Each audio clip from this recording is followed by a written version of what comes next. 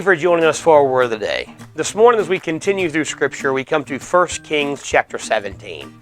This chapter is one of the darkest times in the nation of Israel. At this point, Solomon has died, and his son Rehoboam has assumed the throne. And Rehoboam, when he becomes the king, Solomon's advisors advise him to lessen the burden on the people of Israel. Solomon put a heavy burden on them. He was a good king at the beginning, and he did a great amount of work for Israel, and he brought them into a very prosperous time and a very wonderful time. But there was a heavy burden on the people of Israel. There was a heavy tax to pay for all the construction projects he had going on. There was heavy burden of work to get all the work done. He had taken a lot of the men into his army for protection and peace, and so it was a very heavy burden. And Rehoboam is told by Solomon's advisors to lessen the burden, but instead he makes the burden even heavier. He wants to prove that he's a tougher man than his father. So he puts a huge burden on the people, and it causes a civil war in the nation. And the nation divides into two kingdoms. Israel, which is the northern kingdom, made up of 10 tribes, and then Judah, the southern kingdom, that has the tribe of Benjamin and the tribe of Levi.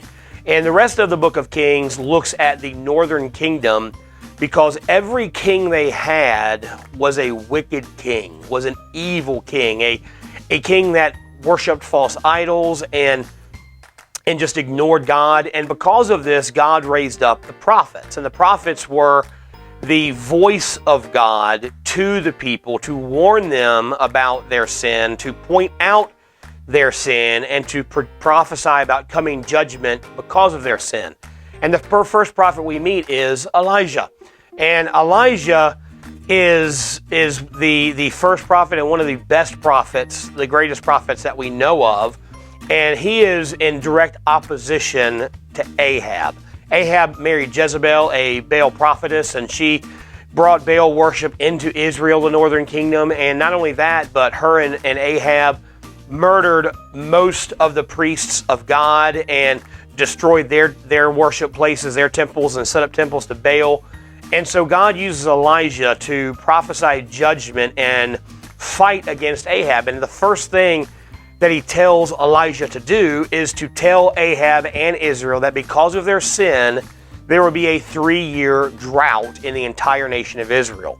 And of course, this angers Ahab, it angers Jezebel, and they make it their mission to capture and kill Elisha. So look what God tells Elisha in verse 2. It says, "And the word of the Lord came unto him, saying, Get thee hence, and turn eastward, and hide thyself by the brook Cherith that is before the Jordan."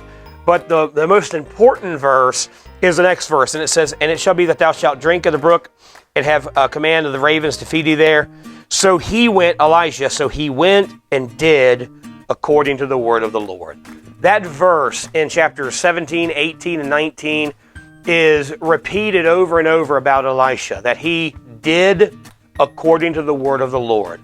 Elisha's ministry was marked by his obedience to God, that whatever God commanded him to do, Elisha was quick to obey it. He didn't argue with God. He didn't debate with God. He didn't wait to get it done. When God spoke, Elisha listened.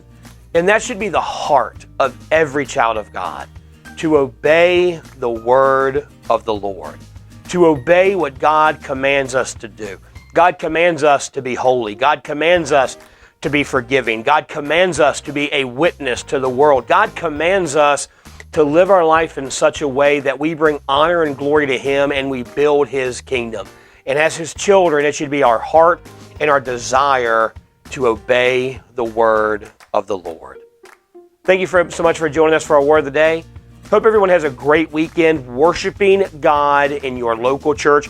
That's another thing. God's commanded us to not forsake the assembling of ourselves together. So I hope this weekend you obey the word of the Lord. You are faithful to the house of God. You worship God with God's children and have a heart to obey whatever God commands you to do. Have a wonderful weekend and have a blessed day.